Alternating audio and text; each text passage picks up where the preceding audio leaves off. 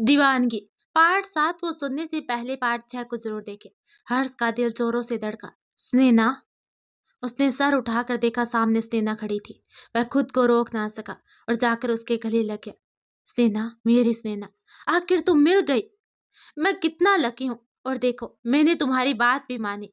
मैंने तुम्हें बिल्कुल नहीं ढूंढा, पर अमन ने मुझे माफ कर दिया और तुम्हें वापस घर लाने को बोला, तो मैं खुद को रोक नहीं पाया। तुमने कहा था ना कि अब हम कभी नहीं मिलेंगे, पर मुझे विश्वास था कि हम जरूर मिलेंगे। और देखो, आज तुम मेरे सामने हो। उसे खुद से अलग करते हुए उसने चेहरे को प्यार से छूकर बोला। स्नेहा भी उस पर खुद का काबू नहीं कर सकी और अपनी भीगी पलकों से उसकी आंखों में देखने लगी। हर्ष ने उसे इस कदर अपनी आंखों में देखते देख धीरे से उसके सर को चूम लिया। स्नेहा की पलकें उन एहसासों में भीग कर खुद ब खुद बंद हो गई। हर्ष ने फिर से उसे गले लगा लिया। अचानक से स्नेहा को होश आया तो हर्ष को खुद के बाहों में देखकर सक पका गई और अपने आप पर काबू करते हुए खुद को उससे अलग कर ले। देखिए सर, हम स्नेहा नहीं राधिका हैं, और इस तरह से अगर किसी ने देख लिया तो आप तो कंपनी के सीईओ हैं, आपको तो कोई कुछ नहीं कहेगा, सब हम पर ही उंगली उठाएंगे। इस पर हर्ष मुस्कुराते हुए बोला, अभी थोड़ी देर पहले तुम जिस तरह से मेरे बाहों में थी, उसके बाद तुम चाहे जितना बोलो, तुम खुद इस नैना के होने का सबूत दे चुकी हो। अब चाहे लोग जो कहे, मुझे कोई फर्क नहीं पड़ता। वैसे मुझे तो कल लगा ही था कि तुम मेरे आस पास ही हो, पर तुम तो मुझे देखकर चुपके से निकल गए। स्नेहा बोली, आपको भले ही फर्क ना पड़े, पर हमें बहुत फर्क पड़ता है जब कोई हमारे करेक्टर पर उंगली उठाता है। यह बोलकर वह टेबल पर फाइल रखती हुई बाहर निकलने लगी तो हर्ष ने उसका हाथ पकड़ लिया। जानता हूँ स्नेहा, मुझसे बहुत बड़ी गलती हो गई। मुझे तुम्हारी बात सुननी थी, पर गुस्से में मैं सब कुछ भुला बैठा। पर अब मैं बिल्कुल भी गुस्सा नहीं करता। स्नेहा, तुम मुझे माफ ना करो, कोई बात नहीं, पर अब मुझसे दूर मत जाओ। अब तो बिल्कुल भी नहीं जिया जाता तुम्हारे बिना। कहकर वह अपना कान पकड़ लिया तो स्नेहा मन ही मन मुस्कुरा उठी, पर ऊपर से अपनी नाराजगी ही दिखाती रही। उसे यूं चुप देखकर हर्ष बोला, वैसे तो गलती तुम्हारी भी थी। यूं छोड़कर चले जाने के बजाय खींच कर एक थप्पड़ लगाती और जो भी मन में आए वो करती मेरे साथ। यह सुनकर स्नेहा की आंखें फैल गई। तभी पीयून आकर बोला, राधिका मैम, बाहर पारी बेबी के डैड आए हैं। सुनकर स्नेहा बोली, आप उन्हें बैठने को कहें, हम आ रहे हैं। प्यून चला गया तो स्नेहा हर्ष से बोले, अब आप चाहे कुछ भी कहें, हमें कुछ फर्क नहीं पड़ता। हम राधिका हैं, बस राधिका, और अब हम जा रहे हैं। हमें अपनी बेटी को बाहर लंच पर ले जाना है, उसके डैड बाहर वेट कर रहे हैं। कहकर हर्ष को कुछ बोलने का मौका दिए बिना ही बाहर निकल गई। वहां से तो वह हर्ष को अपनी नाराजगी जता कर निकल गई, पर अपने टेबल पर आकर वह फिर से उन्हीं एहसासों में खो गई। वह खुद में खोई हुई मुस्कुराई जा रही थी कि सुहानी ने आकर उसे टोका, क्या बात है राधिका, अकेले मुस्कुराए जा रही हो, कुछ खास बात है क्या? राधिका के अभी मुंह से निकल गया, हाँ खास ही है, आखिर इतने दिनों के बाद हम अपने हस्बैंड से मिले हैं। काजल बोले, ओ, तभी तो इतना मुस्कुराए जा रही हो। राधिका इस पर चेप गई। तभी आयशा वहां आई। अरे राधिका, तुम अभी तक यही हो? बाहर तुम्हारा हस्बैंड तुम्हारा इंतजार करे हैं। राधिका कुछ समझ नहीं पाई, कहीं हर चीज ने तो। तभी नताशा फाइल समेटते हुए बोली, अरे इतना क्यों सोच रही हो? एक मिनट, कहीं प्यून ने बताया कि नहीं? अरे वो बाहर बहुत देर से तुम्हारा वेट कर रहे होंगे। यह सुनकर राधिका को ध्यान आया, ओ हाँ, अभी कुछ देर पहले प्यून तो बोलकर गया था कि बाहर समर जी आए हैं। वह जल्दी से अपना बैग लिए और वहां से निकल गए। बाहर आकर देखा तो समर जी उसका ही इंतजार कर रहे थे।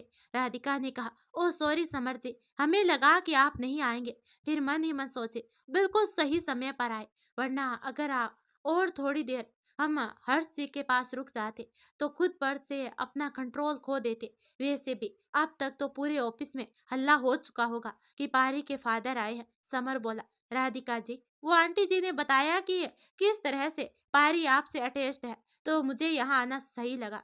राधिका बोली, जी शुक्रिया, आपने अपने होने वाली वाइफ को बताया ना, वे आ रही है ना?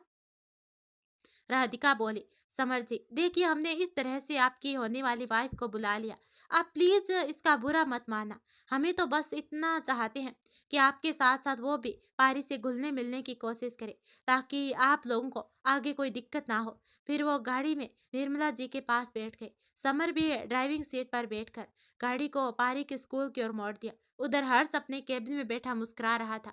सेना तो बिल्कुल भी नहीं बदली। आज भी तुम मुझसे झूठ नहीं बोल पा रही हो। पहले तो जब तुम मुझसे झूठ बोलना चाहती थी और मैं तुम्हारा झूठ पकड़ लेता तो तुम तुरंत भाग जाती। आज भी तुमने वही किया। सेना, मैं अच्छी तरह से जानता हूँ कि तुम झूठ बोल रहे हो। तुम पारी की माँ नहीं हो। अब मुझे बस इतना पता करना है कि तुम्हारा पारी से किस तरह का कनेक्शन है, क्योंकि कल जिस तरह से पारी तुम्हें अपनी मम्मा बताते हुए मुझसे तुम्हारी तस्वीर के लिए लड़ रही थी, इससे इतना तो तय है कि तुम दोनों एक दूसरे से बहुत ज्यादा अटैच्ड हो। अगर सेना पारी से तुम्हारी खुशी है तो हम भी उसे अपनी जूनियर सेना बना लेंगे। पारी की याद आते ही उसके चेहरे पर मुस्कान आ गई। बिल्कुल तुम्हारी तरह बात करती है। तभी उसका फोन बजा। ऋतिक का कॉल आ रहा था। उसने फोन उठाया तो उधर से ऋतिक बोला, और हर्ष बताओ कैसा चल रहा है वहाँ, और मेरी राधिका कैसी है? हर्ष बोला, अबे साले, तुझे इस दुनिया में और कोई दूसरी लड़की नहीं मिली क्या जो मेरी वाली को ही पटाने चला था? ऋतिक ने कहा, मैं कुछ समझा नहीं। हर्ष बोला, अबे यार, कल मेरे सामने जिस राधिका के गुणगान तू कर रहा था वो मेरी वाइफ सुनैना है। ऋतिक बोला, अरे हाँ, उसका नाम भी तो सुनैना है। सॉरी सॉरी यार, देख इसमें मेरी कोई गलती नहीं है। तूने तो हमें न ही शादी पर बुलाया न ही बाद में कभी मिलाया, तो भला मैं कैसे पहचानता? फिर हंसते हुए कहा, वैसे एक बात तो है कि मिली है तुम्हें, बिल्कुल तुम्हारे टक्कर की। मैंने कहा था ना कि तुम्हारी कार्बन कॉपी दिखती है। हर्ष ने कहा, हाँ यार, हमेशा की तरह अब भी भूखी शेरनी बनी हुई है। ऋतिक ने कहा, पर मेरे यार, पहले ये तो बता कि अगर वो तेरी बीवी है तो फिर वो यहाँ क्या करी है, और उसे स्नेहा नाम से क्या प्रॉब्लम है? हर्ष ने बोला, नाम मैंने ही उसका रखा था जब वो बहुत छोटी थी। फिर उसे अपनी शादी से लेकर अलग होने तक की सारी बातें बता दी। ऋतिक बोला, तू ना बेवकूफ का बेवकूफ ही रह गया। अरे भला ऐसा भी कोई करता है क्या? उसका तो गुस्सा होना बिल्कुल जायज है बेटा, पर कुछ नहीं, तुम कोशिश करता रहे, वो जरूर मान जाएगी। अच्छा ये पारी है, तब तो तुम्हारी बेटी है ना? हर्ष ने कहा, तू भी ना क्या बात कर रहे हो? माथे पर किस से आगे कभी उसने बढ़ने ही नहीं दिया, और तुम बच्चे की बात कर रहे हो। यह सुनकर उधर की आंखें फैल गई। सही है बेटा, पर फिर ये पारी कौन है? हर्ष बोला, शायद उसके किसी फ्रेंड की बेटी होगी। ऋतिक ने कहा, नहीं यार, राधिका जिस तरह से पारी से अटैच्ड है वो उसके फ्रेंड की बेटी नहीं हो सकती। हर्ष ने कहा, मेरी सेना ही है ही ऐसी, एक बार जिससे जुड़ जाती है तो उसे अपना पराया कुछ नहीं समझती। अवनी से उसका कोई नाता नहीं, फिर भी वह उसके लिए उसकी बड़ी बहन की तरह हमेशा खड़ी रहती है। ऋतिक ने कहा, तो यार अब देर किस बात की है, जा जाकर मना ले उसे। हर्ष बोला, बेटे इतना आसान नहीं है उसे मनाना। एक तो पहले से उसका गुस्सा उससे बात नहीं करने देता, ऊपर से तुम्हारी डेडलाइन। चलो वो टेंशन तो अब खत्म हो गई। ऋतिक ने कहा, अभी कहाँ है बेटी? अगर मेरे आने तक तू उसे मना नहीं पाया तो मैं आते ही नंबर में लग जाऊंगा। मुस्कुराते हुए बोला। हर्ष मुंह बनाते हुए बोला, अबे कैसा दोस्त है तू, मेरी मदद करने के बजाय मेरी टांग ही खींचे जा रहा है। ऋतिक बोला, हाँ तो तू अपना काम जल्दी से शुरू कर देना यार, अभी तो 3 महीने हैं तुम्हारे पास, और कोई विलन भी नहीं है बीच में। हर्ष बोला, पहले से ये पारी के डेट वाली बात तो सॉल्व कर लो। पता नहीं कौन है ये और कहाँ से टपक पड़ा। अच्छा ठीक है, अब फोन रखता हूँ, बहुत ही प्रेशर है यार। फोन कट हो गया। ऋतिक बड़ी मुश्किल से अपनी भावनाओं को काबू में किया था। फोन पर होने के कारण हर्ष को उसका लाल होता चेहरा नजर नहीं आया। जीवन में पहली बार उसने किसी को पसंद किया था, पर वो तो उसके दोस्त की अमानत निकली। उसने सोचा शायद मोम को पता था, इसलिए वो मुझे उसके पास जाने से रोकती थी। फिर वह मुस्कुरा दिया, मुझे भी तो बस तुम्हारे चेहरे पर खुशी ही देखनी थी, और तुम्हारी आंखों में हमेशा यही तो बताती थी कि तुम अपने हस्बैंड से कितना प्यार करती हो। पर ये पारी के डेढ़ बनकर कौन आ गया? उधर समर सबको लेकर पार्क में पहुंच गया। वहां उसकी होने वाली पत्नी रजनी पहले से मौजूद थी। एक दूसरे से परिचय पाने के बाद समर पारी को लेकर रजनी के साथ पार्क के दूसरे साइड में चला गया। राधिका निर्मला जी के साथ वहीं पर बैठकर उन लोगों को देखने लगी। राधिका बोली, माँ, आपको क्या लगता है कि ये लोग पारी का ख्याल रख पाएंगे? निर्मला जी ने कहा। समर पारी का चाचा है। अगर वो पारी को अपने साथ ले जाना चाहता है तो फिर मैं उसे कैसे रोक सकती हूँ? राधिका बोली। पर माँ, क्या जरूरत है पारी को उन लोगों के पास जाने देने का? हम है ना, हम पारी को हमेशा ख्याल रखेंगे, जैसे पिछले 6 महीनों से रख रहे हैं। पूरी जिंदगी रख लेंगे। निर्मला जी कुछ देर उसे देखती रही। मन में सोची, तुम्हारा पति हर्ष आ चुका है, आज न कल वो तुम्हें मना ही लेगा। फिर तुम अपने परिवार के पास वापस चली जाओगी। मेरी पारी फिर अकेली रह जाएगी। अभी समर जी खुद आगे आकर उसकी जिम्मेदारी लेने की बात कर रहे हैं। अगर अभी मैंने इनकार कर दिया तो पता नहीं बाद में क्या होगा। कब तक हम बुढ़ा बुढ़ी पारी का ख्याल रख पाएंगे? इसलिए ये जो हो रहा है उसको होने देना जरूरी है। तभी राधिका का ध्यान सामने गया। पारी झूले पर से गिरने वाली थी। समर रजनी के साथ वहां से थोड़ी दूर पर बैठे बातें कर रहे थे। राधिका जोर से चिल्लाई पारी और दौड़कर उसे पकड़ लिया। अगर थोड़ा सा भी देर होता तो पारी नीचे जमीन पर गिर चुकी होती। राधिका उसे सीने से चिपकाकर उसके सर को सहलाए जा रही थी। पारी मेरा बच्चा, आपको कहीं लगी तो नहीं ना? पारी भी डर की वजह से उससे चिपकी हुई थी। राधिका की आवाज सुनकर बाकी सभी वहां पहुंच गए। समर ने कहा, सॉरी राधिका जी, सॉरी।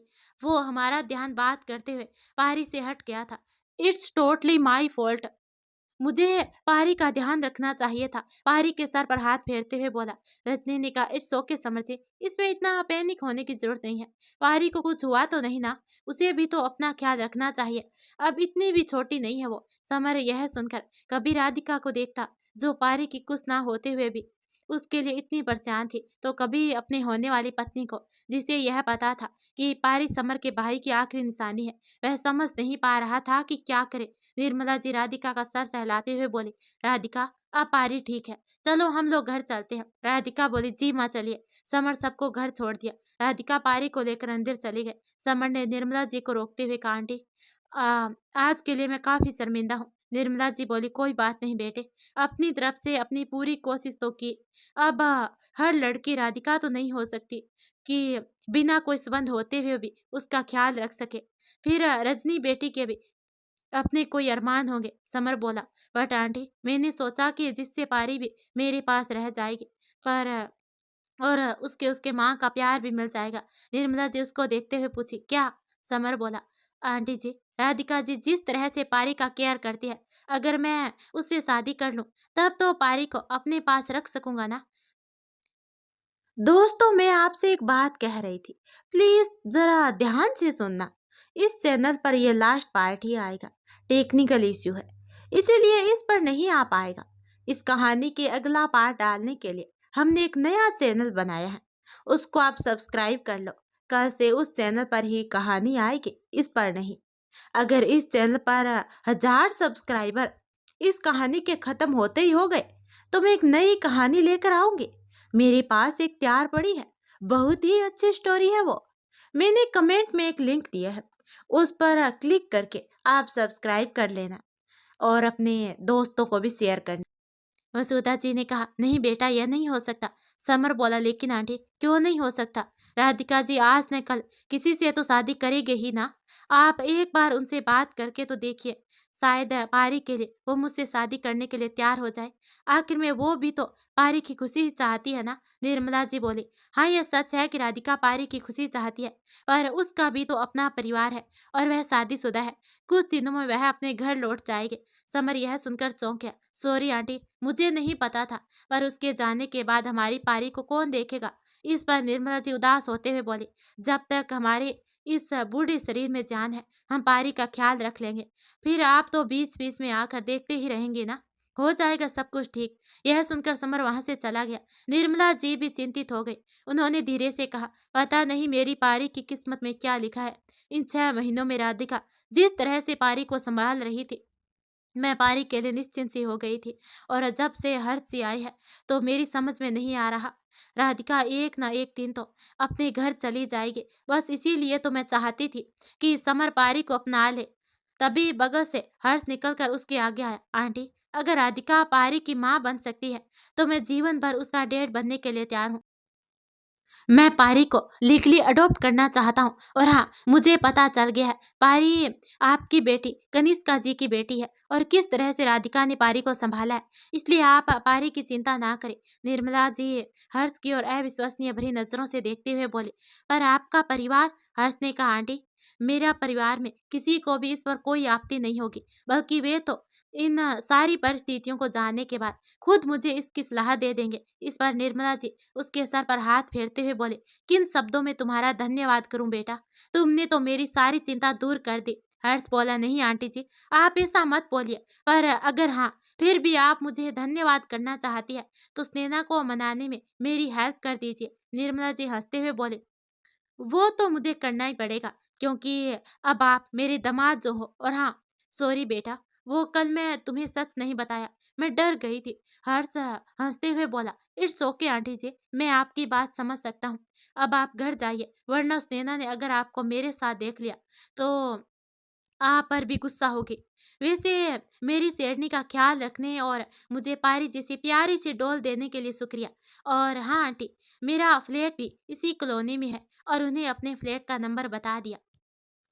उधर राधिका अपने कमरे में पारी को अपने सीने से चिपकाए बैठी थी। माँ क्यों नहीं समझती है हमारी बात? हम आपके बिना नहीं रह सकते बच्चा, अब आप ही हमारी जिंदगी हो। फिर उसके सर को प्यार से सहलाते हुए उसे बेड पर लिटा दी और खुद भी आंखें बंद करके सोने की कोशिश करने लगी। पर वह सो नहीं पा रही थी। वह उठकर बैठ गई। ये हमें क्या हो गया? क्यों हम हर चीज के सामने उस समय खुद को संभाल नहीं पाए? नहीं, हम ऐसे कमजोर नहीं पड़ सकते। हम इतनी आसानी से उन्हें माफ नहीं कर सकते। हम कैसे उन बातों को, उन इल्जामों को भूल सकते हैं? वो हर एक शब्द आज भी हमारे कानों में गूंज रहा है। आज भी वो शब्द हमें सोने नहीं देता। बचपन से लेकर आज तक हमने अपना हर कदम संभाल कर रखा, फिर भी उन्होंने हम पर इतना घटिया इल्जाम लगाया। कभी किसी चीज की ख्वाहिश नहीं की, फिर भी अयास होने का घटिया इल्जाम लगाया आपने। हमारा दिल ही नहीं, हमारी आत्मा को भी छलनी कर दिया। फिर अपना आंसू पोंछते हुए बोली, आज के बाद अब हम कभी भी खुद को कमजोर नहीं पड़ने देंगे। अब हमारी दुनिया अलग हो चुकी है। अब हमारी दुनिया बस पारी सी है, बस अपनी बच्ची से। दूसरे दिन राधिका जब ऑफिस पहुंची तो उसे आरजू ने बताया कि ऋतिक सर उससे बात करना चाहते हैं। राधिका ने कहा, ऋतिक सर को हमसे क्या बात करनी है? आरजू बोले, ये तो मुझे नहीं पता, उन्होंने बस इतना बोला कि तुमसे बात करनी है। राधिका बोले, ठीक है, अब जब फोन आए तो बता दीजिएगा हमें। थोड़ी देर के बाद आरजू फोन लेकर आई। राधिका, ऋतिक सर का फोन है। राधिका बोली, ओ हाँ लाइए हमें। राधिका ने कहा, हेलो सर, कुछ काम था क्या हमसे? ऋतिक बोला, हे सुपर फास्ट, बिना काम के तुम 2 मिनट बात नहीं कर सकती क्या? राधिका ने कहा, सर अगर आपने टाइम पास के लिए फोन किया है तो हम फोन रखते हैं, हमें ढेर सारा काम है। ऋतिक बोला, अरे अगर थोड़ा काम कर लोगी तो कुछ भी नहीं होगा, हर्ष कुछ नहीं कहेगा तुम्हें। राधिका ने कहा, हम किसी को दिखाने के लिए काम नहीं करते। ऋतिक बोला, वैसे मिस सुपर फास्ट, मैंने तुम्हें यह बताने के लिए फोन किया था कि मुझे तुम्हारे हस्बैंड का पता चल गया है। राधिका बोली, सर हम पहले भी कह चुके हैं, ये हमें किसी भी तरह की पर्सनल बातें करना पसंद नहीं है। ऋतिक ने कहा, अरे रुको तो, वैसे हर्ष बिल्कुल सही कहा था कि तुम हमेशा बॉम्ब की तरह फटने के लिए तैयार रहती हो। अरे जितना फटना है ना, हर्ष के ही सर पर फटो। और हाँ, हो सके तो एक आधे मेरी तरफ से भी लगाना। राधिका ने कहा, मतलब? ऋतिक बोला, मतलब को मारो गोले। साले ने चुपके से शादी कर ली और हमें बताया नहीं। उसकी वजह से कॉलेज में भी मुझे और अनिकेत को सिंगल ही रहना पड़ा था। राधिका इस पर मुस्कुराते हुए बोली, क्योंकि किसी लड़की ने घास नहीं डाली क्या? ऋतिक मुंह बनाते हुए बोला, हर्ष के सामने लड़कियां किसी और को घास तक नहीं डालती, और ये साला अपनी समवन स्पेशल के चक्कर में किसी के तरफ नजर भी नहीं डालता, और वो समवन स्पेशल तुम ही हो, ये आज पता चला है। वैसे भी तुम्हारे जैसी स्पेशल के सामने तो सब फीके हैं। राधिका ने कहा, सर आपको ये सब बातें हर चीज ने बताया है? ऋतिक बोला, हाँ ऑफ कोर्स उसी ने बताया है। और हाँ राधिका, मैं तुम दोनों के लिए बहुत खुश हूँ। हर्ष तुम्हें बहुत प्यार करता है। अच्छा ठीक है, मैं अभी फोन रखता हूँ, तुम अपनी लड़ाई जारी रखना, मैं तुम्हारी तरफ से ही हूँ, कहकर उसने फोन कट कर दिया। उसके बाद वह गुस्से से दंदनाते हुए हर्ष के केबिन में पहुंचे। उसे इस तरह अपने केबिन में आते देख वह मुस्कुराया। वाह ऋतिक, मानना पड़ेगा तुम्हें यार, आखिर तुम्हारी टिक काम ही कर गई। वैसे तो मैं अभी 10 बहाने करके भी इसे बुलाता तो भी तो ये आने वाली नहीं थी, पर तुमने इसे गुस्सा दिलाकर मेरे पास आने के लिए मजबूर कर ही दिया। राधिका बोली, आपको क्या लगता है इस तरह से हमारी शादी का ढिंढोरा पीटने से क्या हम आपके पास लौट आएंगे? क्या हम खुद पर आपके द्वारा लगाए गए उन खूबसूरत इल्जामों को भूल जाएंगे? और किस शादी की आप बात करें हैं जिसे आप पहले ही ठुकरा चुके हैं? क्यों करें ऐसा? क्यों वापस आए आप हमारी जिंदगी में? अब इस जिंदगी में आपकी कोई जगह नहीं है। हम आगे बढ़ चुके हैं। अब हमारी एक बेटी है पारी। हमें बस अब उसी के लिए जीना है और अब आपके लिए कोई जगह नहीं है हमारी दुनिया में। गुस्से के कारण उसका पूरा शरीर कांपने लगा। हर जल्दी से उसके पास जाकर उसे अपने सीने से लगा लिया। थोड़ी देर बाद जब राधिका शांत हुई तो खुद को उसकी बाहों में छुपाया। हम कह दे रहे हैं, हमसे अब दूर रहिए। इस पर हर्ष उसकी ओर पानी का गिलास बढ़ाते हुए बोला, अरे थोड़ी सांस भी तो ले लो। लो पहले पानी पी लो। स्नेहा एक ही सांस में पूरा गिलास खत्म कर दी। हर्ष ने कहा, ये जो इतना गुस्सा आज दिखा रही हो, इसका आधा भी उस समय दिखाया होता तो शायद मुझे अक्ल आ जाती, पर नहीं, तुमने तो सीधे सब कुछ छोड़कर निकल जाने का फैसला कर लिया। भूल गए मेरे हिसाब से नए चैनल को सब्सक्राइब करना, इसलिए उस पर सब्सक्राइबर नहीं बढ़ रहे। कर लो, अगला पार्ट उसी चैनल पर आएगा, लिंक कमेंट बॉक्स में है। सेना बोले, हमें कुछ नहीं सुनना, हम जा रहे हैं। और हाँ, अगर और किसी को हमारे बारे में पता चला ना तो हम ये नौकरी छोड़कर चले जाएंगे। हर्ष मुस्कुराते हुए बोला, वो तो तुम अभी भी छोड़ सकती हो। इनफैक्ट मैं तो कहता हूँ कि तुम ये डिजाइनर की जॉब छोड़ ही दो। भला अपनी ही कंपनी में कोई नौकरी करता है क्या? रीति के आने तक उसकी ये कुर्सी तुम संभालो, मैं थोड़ा रेस्ट ले लूंगा। 4.5 साल से लगातार काम किए जा रहा हूँ, काफी थक भी चुका हूँ। अंगड़ाई लेते हुए इस तरह से बोला मानो वह कितना ज्यादा थक चुका हो। स्नेहा इस पर चिढ़ते हुए बोली, आपको जो सोचना है सोचो, जो करना है करो। हम अब और यहाँ नहीं रह सकते, हम जा रहे हैं। हर सब सोच में पड़ गया। ओह, कहीं ये सचमुच में तो न चली जाए। फिर वह बोला, ठीक है चली जाओ। मैं भी डैड को फोन करके बोल देता हूँ कि उनकी लाडली की वजह से उनकी ये कंपनी डूबने वाली है। इस पर स्नेहा उलझी हुई नजरों से उसकी ओर देखी तो वह तुरंत बोला, ऐसे क्यों देख रही हो? मैं झूठ नहीं बोल रहा। आधी से ज्यादा डीलें तो तुम्हारे डिजाइन के साथ ही है। अब अगर तुम नहीं रहोगी तो वे सारे क्लाइंट तो इस डील से अपना हाथ खींच ही लेंगे। फिर मार्केट में खबर फैलते ही बाकी के क्लाइंट भी धीरे धीरे अपना हाथ खींचना शुरू कर देंगे। फिर तो कंपनी बंद हो ही जाएगी ना। यह सुनकर स्नेहा का गुस्सा ठंडा पड़ने लगा। नहीं नहीं, हम डेढ़ को कोई नुकसान नहीं होने दे सकते। हम कहीं नहीं जाएंगे, पर आप भी अब से हमारे करीब आने की बिल्कुल कोशिश मत कीजिएगा। अब हमारी दुनिया बस पारी है। हर्ष मुस्कुराते हुए बोला, अगर पारी हमारी बेटी है तो मैं भी उस दुनिया का हिस्सा हूं ना। स्नेहा बोली, नहीं, आप पारी के डैड नहीं है, पारी बस हमारी बेटी है। हर्ष ने कहा, मैं भी तो वही कह रहा हूँ, पारी हमारी बेटी है। इस पर स्नेहा झुंझलाते हुए बोली, लगता है कल आपने ठीक से सुना नहीं। कल पारी के डैड आए थे जिसके साथ हम बाहर गए थे। स्नेहा सोच रही थी कि अब इसके बाद ये पक्का भड़केंगे, पर हर्ष बिल्कुल शांत भाव से मुस्कुराते हुए बोला, स्नेहा, एक बार गलती कर चुका हूँ, दोबारा अब वही गलती नहीं दोहराऊंगा। मुझे अच्छे से पता है कि वो पारी के अंकल थे और पारी रियल में कौन है वो भी मैं जानता हूँ। सुनैना अविश्वसनीय भरी नजरों से उसे देखते हुए बोली, आपको कैसे पता? हर्ष ने कहा, मैंने पता लगा लिया है, क्योंकि पिछली गलती वापस नहीं दोहराना चाहता था। इसलिए कल तुम्हारे जाने के बाद मैंने सारी बातें पता कर ली। स्नेहा हैरत से उसकी ओर देखे जा रही थी। क्या ये वही हर्ष है जिसने उस रात एक बार भी उसकी बात सुनने की तैयार नहीं हुआ, बस उन फोटोज को ही सच मान लिया? हर्ष उसका गुस्सा कम होते देख उसे बड़े ही प्यार से कुर्सी कुर्सी पर बिठाया। मैं जानता हूँ स्नेहा कि मैंने तुम्हारा दिल बहुत दुखाया, पर यकीन मानो उस दिन के बाद से मैं आज तक चैन से नहीं सो पाया। हर पल तुम्हारी याद में तड़पता हूँ। एक पल भी ऐसा नहीं गया जिसमें मैंने तुम्हें याद ना किया हो।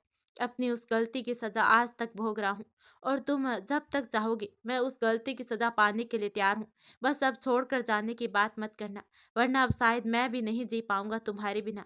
और हाँ, जिस विश्वास से तुमने पारी को अपनाया है ना, पूरी उम्र उस विश्वास को टूटने नहीं दूंगा।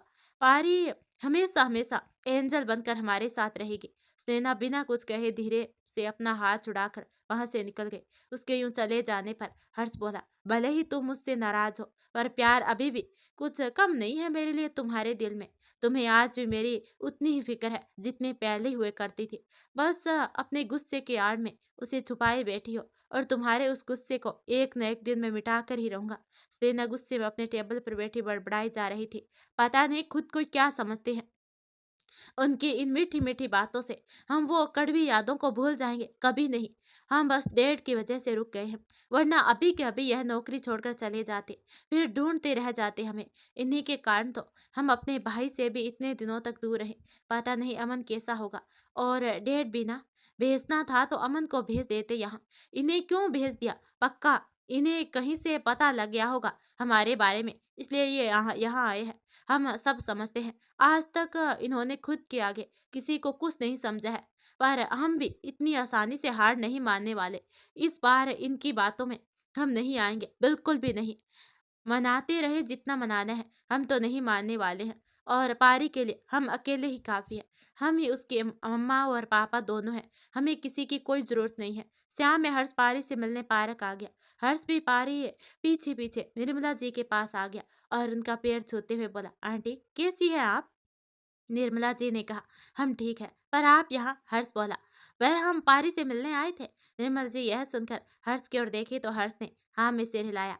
तो वह पारी को बोली, बेटा, हाँ बेटा, यह आपके डैडी है। इस पर हर्ष बोला, कोई बात नहीं एंजल, आप मम्मा के सामने भी हमें डैड बोल सकती हैं। देखते हैं कौन हमारी एंजल को डांटता है।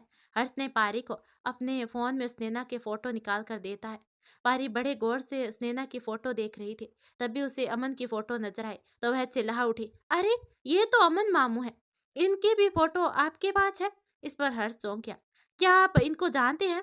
पारी ने कहा, हाँ, मम्मा ने इनका फोटो हमें दिखाया था। हर्ष ने कहा, आपकी मम्मा ने और किसके बारे में नहीं बताया आपको?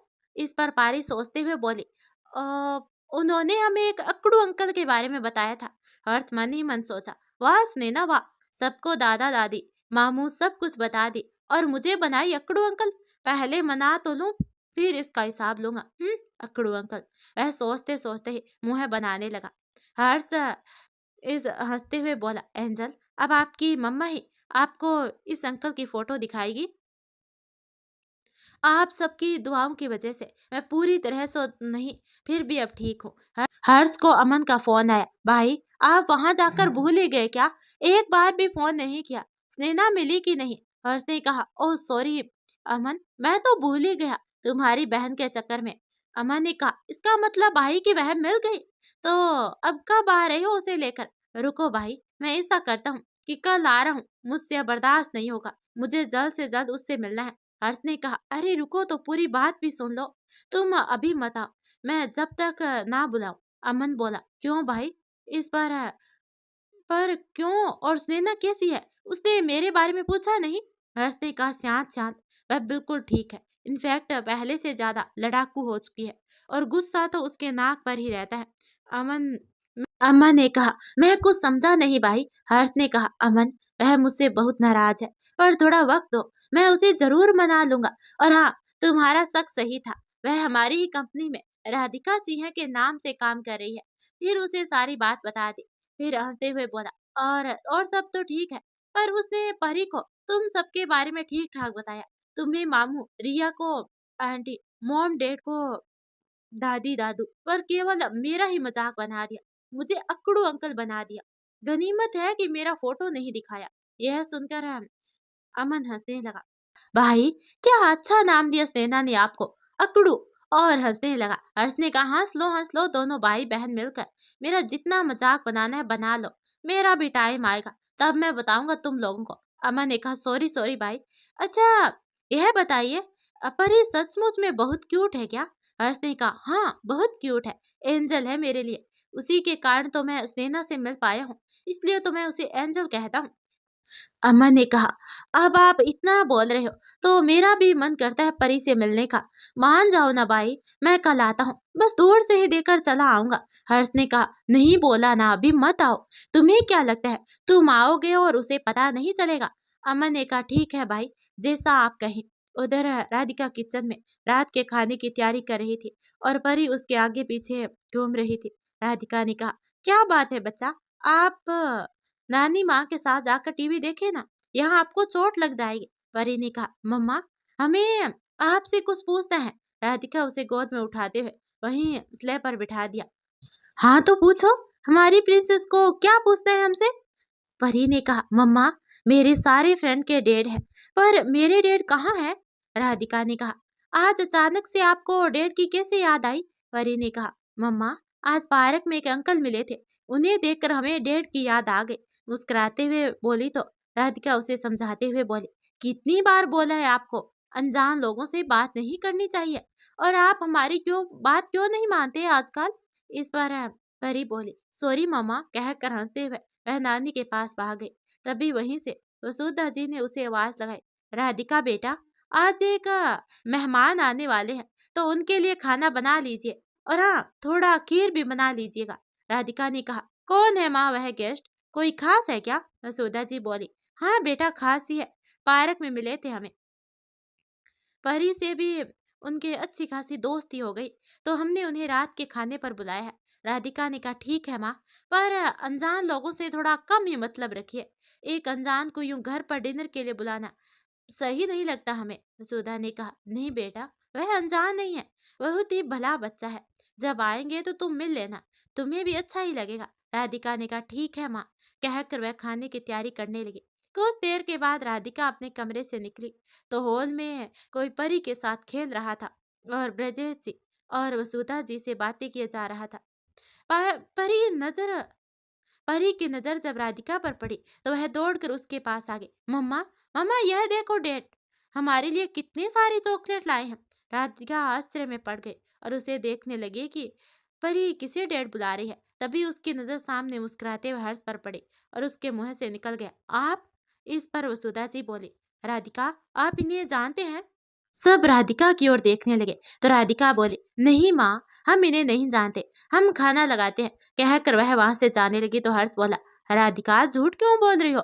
वो आंटी जी हम लोग एक ही ऑफिस में एक साथ ही काम करते हैं। राधिका इस पर चिढ़ते हुए बोली, नहीं हम आपको नहीं जानते, और जल्दी से किचन की ओर चले गए तो सब हंस पड़े। तो सुधा जी हर्ष की ओर देखते हुए बोली, बहुत मेहनत करनी पड़ेगी बेटा आपको।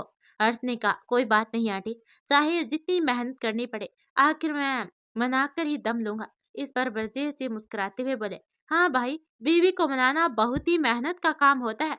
टेबल पर खाना लगाने के बाद राधिका ने सबको बुला लिया। वह सबके सामने नॉर्मल दिखने की कोशिश कर रही थी, पर भीतर से गुस्से से उबल रही थी। उसका बस चलता तो वह हर्ष का हाथ पकड़कर उसे घर से बाहर कर देती। उस पर से परी भी डेढ़ डेढ़ करके उसी से चिपकी हुई थी। हर्ष भी उसे देखकर ऊंची आवाज में परी को दुलारा था, मेरी प्रिंसेस मेरी एंजल, और परी खिलखिलाकर हंस देती। राधिका ने सबका खाना लगा दिया तो वसुधा जी ने उसे भी बैठने को कहा तो वह बोली, माँ हमें भूख नहीं है, अभी आप लोग खाए, हम बाद में खा लेंगे। इस पर हर्ष बोला, आंटी जी शायद आपकी बेटी को मेरा आना पसंद नहीं है, पर मैं क्या कर सकता हूँ, इतना टेस्टी खाना है, मैंने तो डिसाइड कर लिया है, जब भी घर का खाना खाने का मन होगा तो चला आया करूंगा। यह सुन राधिका धीरे से मुंह बनाते हुए बोले, हाँ जैसे होटल खुला हुआ है, मुंह उठाकर चले आइएगा। वह बोली तो धीरे से, पर हर्ष ने सुन लिया और मुस्कुरा दिया। तो सुधा जी ने कहा, हाँ बेटे जरूर आ जाना, हमारी राधिका बहुत ही टेस्टी खाना बनाती है। अरे राधिका मैंने खीर बनाने को कहा था ना, आपने बनाया क्या? राधिका ने कहा, हाँ माँ हमने बनाया है, और वह खीर लाने के लिए चली गई। खीर का नाम सुनते ही हर्ष को नमक वाली खीर याद आ गई तो उसके मुंह से निकल गया, खीर तो मेरा फेवरेट है, बेशर्त उसमें नमक की जगह चीनी हो।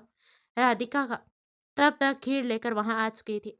उसने सुन लिया तो धीरे से बोली, कभी कभी किसी की अकल ठिकाने लगाने के लिए खीर में चीनी की जगह नमक ही मिलाना पड़ता है।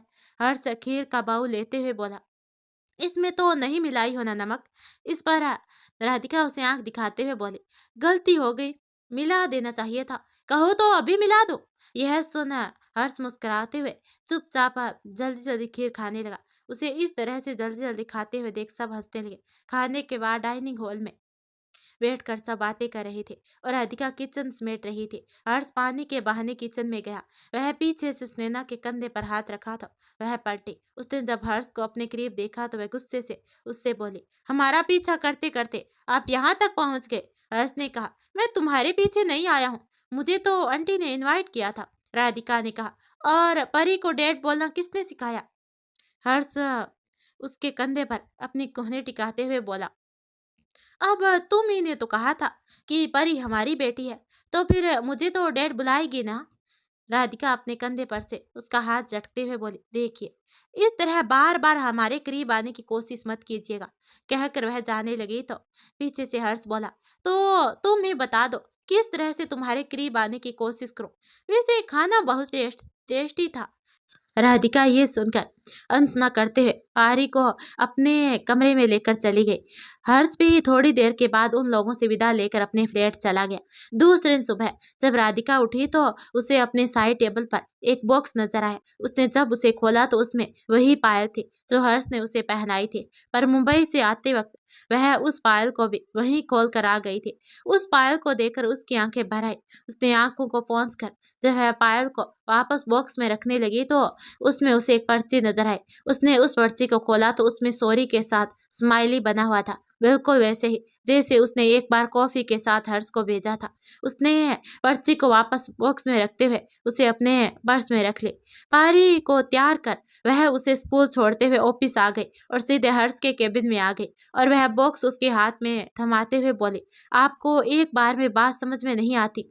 अब हम कभी नहीं मिल सकते, हम कभी वापस नहीं आ सकते। आप लाख कोशिश कर ले, उन बातों को हम ना तो भूल सकते और ना ही भूलना चाहते। इसलिए बेहतर होगा कि हमें मनाने की कोशिश करना छोड़ दे। और हाँ, आज के बाद से हमारी बेटी से भी दूर रहिएगा। और अपने कैबिन में चले गए। हर्ष थोड़ी देर तक उस बॉक्स को हाथ में पकड़े दरवाजे की तरफ देखता रहा, फिर अपनी कुर्सी पर बैठकर अपना सर पकड़ लिया। क्यों क्यों स्नेहा, क्यों नहीं माफ कर सकती हो मुझे? एक बार फिर से कैसे मैं तुम्हारे बिना रह लूंगा? और तुम भी तो नहीं खुश नहीं हो, साफ दिखता है तुम्हारी आंखों में। जिस दर्द से मैं गुजरा हूँ उस दर्द को तुम भी झेल रही हो। एक बार बस माफ करके मेरे पास आ जाओ, इतना प्यार दूंगा कि फिर कभी कोई भी दर्द तुम्हें छू भी नहीं पाएगा। और पारी को भी सोचो, उसे मम्मा के साथ साथ उसके डैड के प्यार की भी जरूरत है। हम दोनों मिलकर उसे प्यार देंगे। सेना प्लीज इतनी कठोर तो मत बनो। तभी नताशा केबिन में आई। नताशा ने कहा, सर, कपूर साहब के पीए का फोन आया है। वह डील के बारे में एक बार फिर से मीटिंग करना चाहते हैं।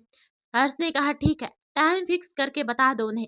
और हाँ, इस राधिका कपूर साहब वाली डिजाइन की फाइल रेडी करके मीटिंग के साथ आने को बोलो। थोड़ी आनाकानी के बाद राधिका यह सोचकर मीटिंग में जाने को तैयार हो गई। उसके ना जाने से कंपनी को कोई नुकसान ना हो जाए। मीटिंग समाप्त होने के बाद जब वह हॉल से बाहर निकलने लगे तो मिस्टर कपूर ने राधिका को पीछे से आवाज दी, मिस राधिका सिंह, आप तो वही है ना जो 1 साल पहले पार्ट टाइम जॉब के लिए हमारे यहाँ आई थी? जवाब में राधिका ने मुस्कुराते हुए कहा, सही पहचाना सर आपने। उस समय हमें काम की सख्त जरूरत थी, पर आपने तो उस समय हमें मौका देने की जगह हमारे अनकम्प्लीट डिग्री को बस देखा। खैर कोई बात नहीं, हमें दूसरा काम मिल गया और कोर्स खत्म होते ही यह कैंप सिलेक्शन भी मिल गया। मिस्टर कपूर इस पर अफसोस जताते हुए बोला, हाँ, और हमने एक टैलेंटेड डिजाइनर को खो दिया। पर कोई अफसोस नहीं, आप जहाँ भी काम करें खूब तरक्की करें। उम्र में आप हमारी बेटी जैसी हैं। भगवान से यही प्रार्थना करेंगे कि वह आपको खूब तरक्की दे। वैसे कभी हमारी जरूरत पड़े तो याद जरूर कीजिएगा। पिछली बार वाली गलती इस बार नहीं दोहराएंगे। राधिका मुस्कुराते हुए बोले, जी थैंक यू सर, पर हमें नहीं लगता हमें इसकी कभी जरूरत पड़ेगी। कहकर वह आगे बढ़ गए। इधर हर जब राधिका को रुक कर मिस्टर कपूर के साथ बातें करते देखा तो वह भी रुक गया, उसका इंतजार करने लगा। जिसकी बातें करते वक्त राधिका देख लिया वह मन ही मन सोचा, आप कभी नहीं बदल सकते और हम यह जरूर साबित करेंगे। हमें मिस्टर कपूर के साथ बातें करते देख जरूर आपको गुस्सा आएगा और आपका बस और एक और गुस्सा, और हम हमेशा हमेशा के लिए एक दूसरे से अलग, क्योंकि जिन रिश्तों में विश्वास नहीं हो उनका खत्म हो जाना ही बेहतर है। पर यह क्या, हर्ष को कोई गुस्सा नहीं आया, बल्कि उसने बड़े प्यार से सुनैना से पूछा, मिस्टर कपूर को पहले से जानती थी तुम? पर स्नेहा ने तो जैसे हर्ष को जानबूझकर गुस्सा दिलाने की सोच रखी थी। पहले से तो हम नहीं जानते थे।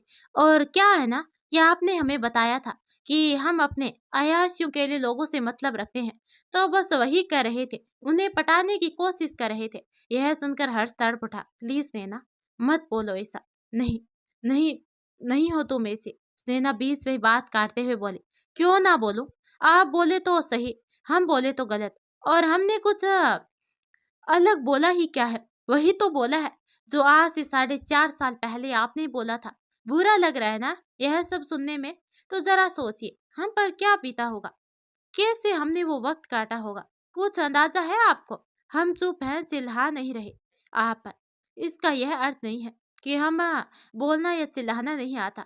हम बस इसलिए चुप हैं क्योंकि डैड की काफी इज्जत है यहाँ पर, और हम नहीं चाहते कि हमारी वजह से उनकी इज्जत पर आ जाए।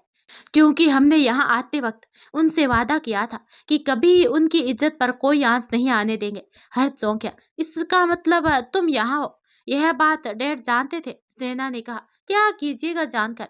एक और इल्जाम लगाइएगा हम पर? पहले ही आपने हमारे भाई अमन और कर्ण जैसे दोस्त से हमें नजरें मिलाने लायक भी नहीं छोड़ा। अब क्या बेटी के रिश्ते पर भी उंगली उठाएंगे? पहले तो आपने हमारा भाई तो हमसे छीन ही लिया है, अब मॉम डैड भी हमसे छीन लीजिएगा क्या? आपके करीब जाकर हमने अपना भाई, अपना दोस्त, सब कुछ तो खो दिया। इसलिए नहीं चाहते कि पारी भी आपके करीब जाकर आपका कुछ भी खो दे, क्योंकि उन्हें बड़ी मुश्किल से हमने संभाला है। बिना माँ के बच्चे का दर्द जानते हैं, इसलिए हम नहीं चाहते कि वो भी उस दर्द को झेले। हम हाथ जोड़ते हैं आपसे, आपके उच्च विचारों से हम मेल नहीं खाते, इसलिए प्लीज हमें माफ कीजिएगा और दूर ही रहिए। हम माँ बेटी से कहकर ऑटो रोककर स्नेहा वहां से चली गई। हर्ष को आज शिद्दत से स्नेहा के दर्द का एहसास हुआ था। वह दर्द उसका खुद का दिया हुआ था, जिससे तो उसने इतना प्यार किया, उसी को उसने इतना दर्द भी दिया। उस समय चाहकर भी वह उसे अपनी बाहों में समेटकर उसे संभाल नहीं सकता था। उसे अपने आप पर फिर से बहुत गुस्सा आ रहा था। स्नेहा की दर्द की दवा बनना चाहता था, पर वह बहुत विवश था। कुछ देर सोचने के बाद उसने गाड़ी स्नेहा के घर की तरफ मोड़ दी। उधर स्नेहा भी अपने कमरे में बंद होकर रोए जा रही थी। आज हर्ष के ऊपर अपनी सारी भड़ास निकालने के बाद भी पता नहीं क्यों उसके आंसू थमने का नाम नहीं ले रहा था। वह बस रोए जा रही थी, और इन आंसुओं के साथ साथ उसके मन में जमी सारी नाराजगी, सारा गुस्सा बढ़ता जा रहा था। इतना सब बोलने के बाद भी हर्ष का गुस्सा ना होना उसे भीतर ही भीतर कटोच रहा था। हर्ष राधिका के घर जा पहुंचा। संयोग से उस समय कोई घर पर नहीं था। उसे स्नेहा की रोने की आवाज सुनाई दी तो वह उसके कमरे में गया। वहां स्नेहा एक कोने में बैठी घुटनों में सिर टिकाए रोए जा रही थी। हर्ष दौड़कर उसके पास जाकर बैठ गया और उसने बाहों में भर लिया। उसके बाहों में स्नेहा खुद बेखुद बिखर गई और जोर जोर से रोने लगी। हर्ष के भी आंखों से आंसू निकलने लगे। उसे समझ में नहीं आ रहा था कि उसे कैसे चुप कराए, तो उसने अपने होठ उसके होठों पर रखकर उसे अपने और करीब जोर से खींचकर खुद में समेट लिया। थोड़ी देर के बाद स्नेहा शांत हो गई तो हर्ष उसके माथे को चूमते हुए उसके पीठ को सहलाने लगा। थोड़ी देर में स्नेहा सो गई। उसे उसने बेड पर लिटाया और उसे चादर उड़ाकर वहां से निकल गया। स्नेहा के आंसू हर्ष को बहुत ही तकलीफ पहुंचा रहे थे। आज उसे स्नेहा के दर्द का इंतहा समझ में आ रही थी। उसे खुद पर बहुत ही शर्मिंदगी हो रही थी। बहुत देर सोचने के बाद उसने अमन को फोन लगाया। अमन, तू कल आ जा, स्नेहा को तेरी जरूरत है। अमन यह सुनकर घबरा गया। वह उस समय सीढ़ियों से नीचे उतर रहा था। घबरा कर उसकी आवाज तेज हो गई। स्नेहा ठीक है ना? क्या क्या हुआ है उसे? उसकी आवाज में इतनी घबराहट थी कि नीचे बैठे अनीता जी और देवराज सिंघानिया भी चौंक गए। अनीता जी ने कहा, अमन, क्या हुआ स्नेहा को? कहीं हर्ष फिर से उसे कुछ कह तो नहीं दिया? अनीता जी की बात सुनकर अमन चौंक गया। आप लोगों को कैसे पता कि भाई को स्नेहा मिल गई है? इस पर अनीता जी चुप हो गई। उधर हर्ष चौंक गया। अमन, मोहन को कैसे पता स्नेहा के बारे में? अमन बोला, भाई वही तो मैं पूछ रहा हूँ। एक मिनट भाई, मैं फोन स्पीकर पर डालता हूँ। हर्ष ने कहा, मॉम डैड, आप लोग पहले से जानते हैं स्नेहा यहाँ है, तो मुझसे छुपाया क्यों? देवराज सिंघानिया बोले, हाँ मैं पता था। उस रोज जब तुम स्नेहा पर गुस्सा होकर चले गए, तो स्नेहा ने मुझे फोन किया और सारी बात बताई। हर्ष, तुमने क्या उस स्नेहा पर उंगली नहीं उठाई, बल्कि हमारी परवरिश को भी गलत साबित कर दिया। हम तुम्हें सही गलत में फर्क करना नहीं सिखा सके। हमने उसे रोकने की बहुत कोशिश की, पर उसका दिल इतना टूट चुका था कि वह रुकने को तैयार नहीं थी। बहुत समझाया कि कम से कम अमन से तो मिल लो, पर उसने केवल इतना ही कहा कि इन सब के बाद हम अमन से नजरें नहीं मिला सकते। फिर मैंने उसे दिल्ली भेज दिया। तुम लोगों को तो पता भी नहीं होगा, उसने ड्रेस डिजाइन कंपटीशन में पार्ट लिया और उसी रोज उसके सिलेक्शन की खबर आई। वह तुम लोगों को बताना चाहती थी, पर बता भी नहीं पाई। उसी सिलेक्शन के आधार पर उस इंस्टीट्यूट में उसे एडमिशन मिल गया। मैंने जब फीस जमा करनी चाहिए तो उसने मना कर दिया और स्कॉलरशिप के लिए अप्लाई कर दिया। पूरा कोर्स उसने स्कॉलरशिप पर ही कंप्लीट किया। यहाँ की रहने का भी, खाने का भी खुद इंसान की ट्यूशन करके। बहुत ही स्वाभिमानी लड़की है वह। हर्ष बोला, डेड, अ, ऐसा आंटी उसे जानती है? देवराज सिंघानिया जी ने कहा, हाँ, उन्हें भी मैंने उसका लोकल गार्जियन बनाया हुआ था। उसे बोला था कि कभी जरूरत पड़े तो उनसे संपर्क कर ले, पर उसका स्वाभिमान उसे किसी से भी मदद नहीं लेने दिया। मेरे कहने पर आयशा जी उसे आवाज़ करती रही और जब उसका कोर्स समाप्त हो गया, तब उसने टैलेंट कंपटीशन भी जीत लिया। मैंने आयशा जी से कहकर उसे अपनी कंपनी में ही अपॉइंट कर लिया, पर उसे यह नहीं पता है, क्योंकि मैं जानता था कि जब उसे पता चलेगा तो वह कंपनी छोड़ देगी। हर्ष बोला, माना कि मैंने उस वक्त गलती किया, पर डैड, आप लोगों से भी एक गलती हुई। उसे यूं अकेले नहीं आने देना चाहिए था। उसे आप लोगों के सहारे की जरूरत थी उस समय। इस पर देवराज सिंघानिया बोले, तो तुम्हें क्या लगता है हमने उसे रोकने की कोशिश नहीं की? और उस समय वह अकेला रहना चाहती थी, हम सबसे दूर, ताकि वह खुद को संभाल सके। अमन रोते हुए अनीता जी के गले लग गया। कितनी तकलीफ सही मेरी बहन ने, और मैं कुछ भी नहीं कर सका। हर्ष बोला, अमन, तुम आकर नैना से मिल लो। अमन ने कहा, पर भाई, आपने तो कहा था कि आप उसे मना लेंगे। हर्ष बोला, हाँ कहा था, पर अब मैं उसे वक्त देना चाहता हूँ। आज उसने अपना सारा गुस्सा मेरे ऊपर निकाल दिया।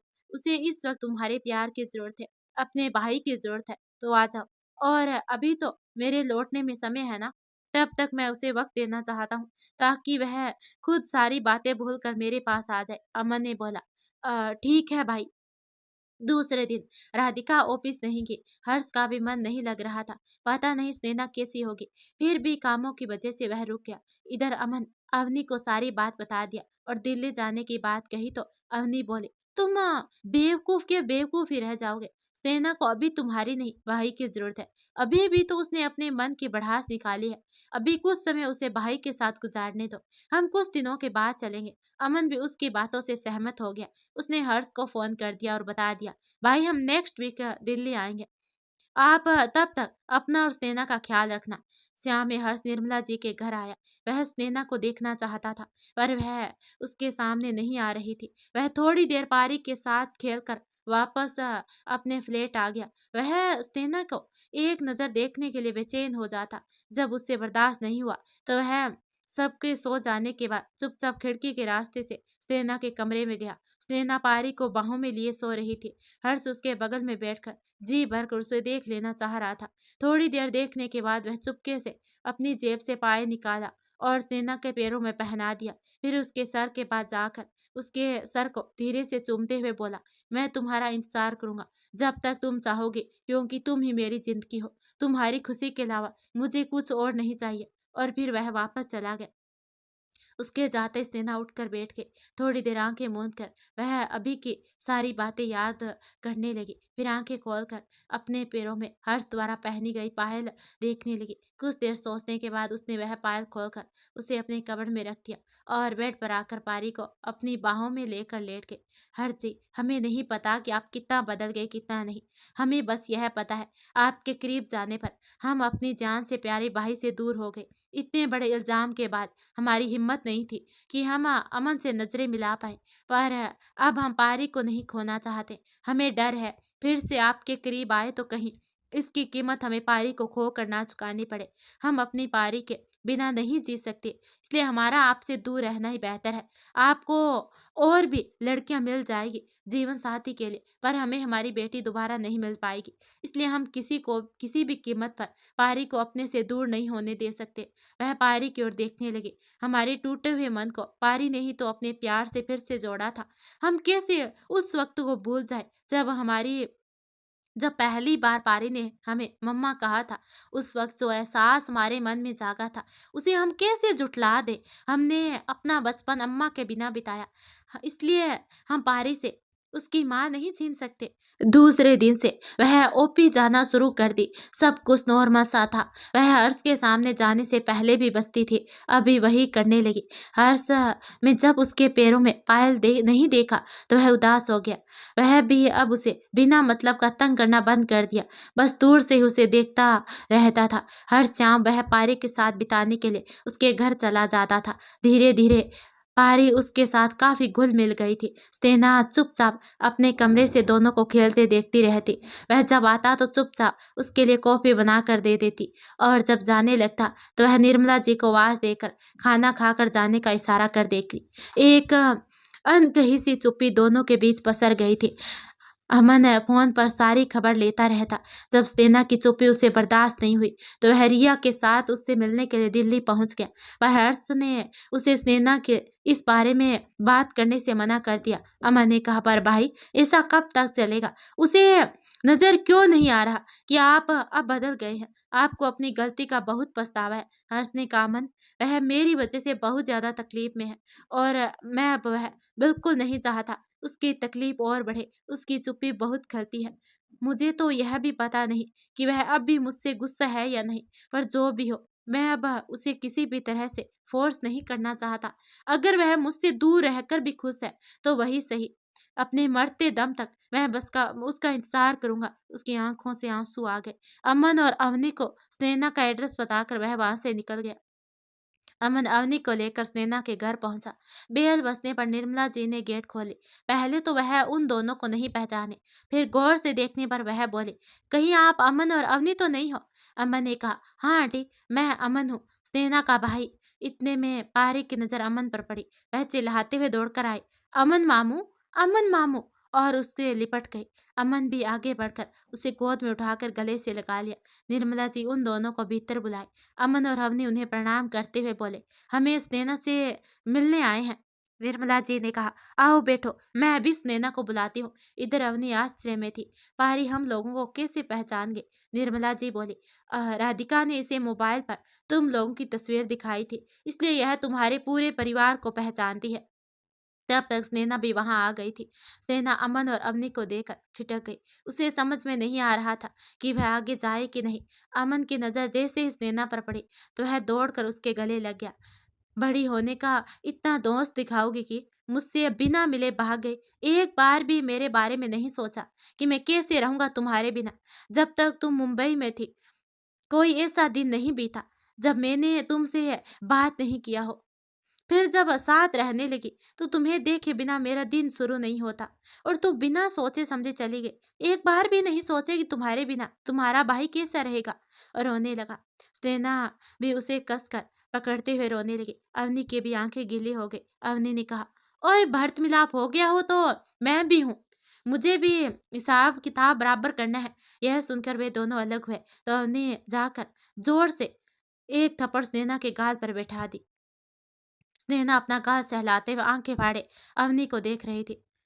अमन गुस्से में चिल्लाया, अवनी यह क्या बदतमीजी है? अवनी बोली, तुम तो चुप ही रहो, यह मेरे और स्नेहा के बीच की बात है। कहते स्नेहा के गले लगे, तेरा झगड़ा भाई से था, तुझे भाई से अलग रहना था तो मेरे पास आ जाती। इतनी दूर आने की क्या जरूरत थी? पहले तुम मुझे यह एहसास दिलाया कि मेरा भी कोई है, मैं अकेली नहीं हूँ। मुझे फिर मुझे खुद अकेला छोड़कर भाग गई। एक बार भी ख्याल नहीं आया कि तुम्हारे बाद भी मुझे कौन संभालेगा, कौन मेरे बीमार पड़ने पर रात भर जाकर मेरा ख्याल रखेगा। सुनैना उसे चुप कराते हुए बोली, आपको हमने अकेला कहाँ छोड़ा था? अपना पूरा परिवार आपको देकर आए थे हम। चुप करो, बहुत बोलती हो। वह तुम्हारा परिवार है, मेरा परिवार तो तुम हो। तुमसे मेरा परिवार है, और तुम क्या समझती हो? मुझसे पीछा छुड़ाना आसान है? अब तो मैं भी यहीं रहूंगी तुम्हारे पास, और दोबारा मुझसे दूर होकर दिखाओ। तब भी निर्मला जी की नजर दरवाजे पर पड़ी। हर्ष दरवाजे पर खड़ा उन तीनों को देखे जा रहा था। निर्मला जी जैसे कुछ बोलने को हुई, उसने इशारे से उन्हें मना कर दिया और अपनी आंखें पहुंचते वहां से चला गया। उसी समय स्नेहा भी पीछे पलटकर दरवाजे की तरफ देखने लगी। उसे इस तरह देखते हुए अमन पूछा, क्या हुआ स्नेहा, कोई कोई है क्या वहां, किसे देख रही हो? वह धीरे से बोले, ऐसा लगा जैसे हर्ष जी वहां खड़े थे। निर्मला जी यह सुनकर मुस्कुरा दी और मन ही मन बोले, हर्ष की हर आहट पहचानती हो, बस मानने से इनकार करती हो। फिर सबसे बोली, अच्छा सबका मिलना जुलना हो गया है, तो राधिका इन्हें खिलाओ पिलाओ। तब से तीनों केवल रोए ही जा रहे हो। अमन बोला, हाँ स्नेहा, बहुत दिन हो गए हैं तेरे हाथ की कॉफी नहीं पिए, अवनी अवनी ने कहा, और खाना खाए हुए। फिर सब हंसने लगे। स्नेहा किचन में चली गई। जब वह कॉफी लेकर आई तो निर्मला जी बोले, मैं हर्ष को भी फोन कर बुला लेती हूँ, वह भी आज हम लोगों के साथ ही खाना खा लेंगे। स्नेहा कुछ नहीं बोली तो निर्मला जी पारी को लेकर वहां से चली गई। तुम लोग बातें करो, मैं पारी का होमवर्क करवा देती हूँ। स्नेहा भी बोली, ठीक है माँ, और अमन और अवनी को लेकर अपने कमरे में आ गई। अवनी बोली, स्नेहा तुम्हें हम लोगों की बिल्कुल भी याद नहीं आई। अमन ने कहा, मुझे तो मुझको खोजने से मना करती, पर तुम तो हमें कम से कम फोन तो कर सकती थी ना। इस पर स्नेहा मुस्कुराते हुए बोली, मॉम डैड से हमारी रोज बात होती है और आप दोनों की हर गतिविधि हमें मालूम है। और अवनी, आप तो हमें ढूंढ ही ली थी ना। इस पर अमन भी अवनी को देखने लगा तो अवनी बोली, कहाँ ढूंढ पाए, तुमने तो अपना नाम ही बदल लिया था। मैं जिससे भी क्लू पर स्नेहा को खोजती तो वहां मुझे राधिका मिलती और मैं भटक जाती। पर जब अमन ऑस्ट्रेलिया से आने वाला था उसी समय वहां के फैशन हाउस के कुछ डील की कॉपी पर मेरी नजर पड़ी। जब मैंने उसके डिजाइन देखे तो मुझे शक हुआ कि राधिका सिंह ही स्नेहा है। पर अंकल कुछ भी बोलने को तैयार नहीं थे। फिर अमन के आने के बाद उसने भाई को माफ कर दिया और अंकल भाई को यहाँ भेजने की बात बोले। तब मेरा विश्वास पक्का हो गया, राधिका उस नैना है और अंकल आंटी को सब कुछ पहले से ही पता है। अमन नाराज होते हुए बोला, सबको सब कुछ पता था, बस मुझे ही यहाँ से दूर ऑस्ट्रेलिया भेज दिया गया था। स्नेहा उसके सर को सहलाते हुए बोले, वह इसलिए कि अगर आप यहाँ रहते तो आप अपना सारा एनर्जी हमें ढूंढने में लगा देते, क्योंकि तब तक आपको पता चल चुका था कि हम आपकी अपनी बहन हैं। अमन उसके गले लग गया, तुम बहुत गंदी हो, तुम्हें शुरू से ही पता था, फिर भी मेरे साथ दोस्ती का नाटक करती थी। अमन बोला, हाँ क्योंकि भाई उसी समय से तुमसे बहुत प्यार जो करते थे। हर्ष का नाम सुनते स्नेहा चुप हो गई। तभी सबकी नजर दरवाजे पर पड़ी। पारी हर्ष के साथ दरवाजे पर खड़ी थी। सेना उसे देखकर बोली, आप लोग बातें कीजिए, हम खाना तैयार करते हैं। और किचन में चली गए। हर चुपचाप आकर उन लोगों के पास बैठ गया और सपारी के साथ खेलने लगे। अवनी स्नेहा का मूड अच्छा देखकर उससे पूछ ले, स्नेहा तुमने आगे क्या सोचा है? स्नेहा बोली, हम समझे नहीं। अवनी ने कहा, मैं तुम्हारे और हर्ष भाई के बारे में बात करी हूँ। सेना बोली, पता नहीं अवनी, पहले तो हर्ष जी पर बहुत गुस्सा आता था, पर अब पता नहीं, कुछ समझ में नहीं आ रही। हमने उन पर अब इतना चिल्लाया, उनको इतना कोसा, उन्हें गुस्सा दिलाने की इतनी कोशिश की, पर फिर भी वह चुप रहे। अब तो हमें उलझन सी होने लगी है। अवनी बोली, स्नेहा तुम्हारे जाने के बाद भाई बिल्कुल बदल गए। एक बार अपने दिल से जरूर सोचना, वह तुम्हें बहुत प्यार करते हैं, और जहां तक मैं तुम्हें जानती हूँ तुम भी उनसे बहुत प्यार करती हो, तो कम से कम अपने प्यार के लिए एक बार फिर से जरूर सोचना।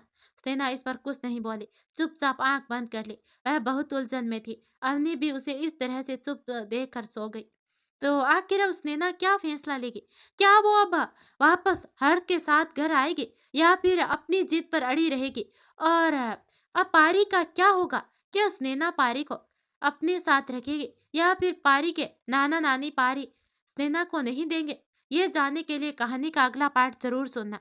बाय। अब मिलते हैं अपने नए वाले चैनल पर अगले पार्ट के साथ कल। हाँ, सब्सक्राइब कर लेना। कमेंट बॉक्स में लिंक है।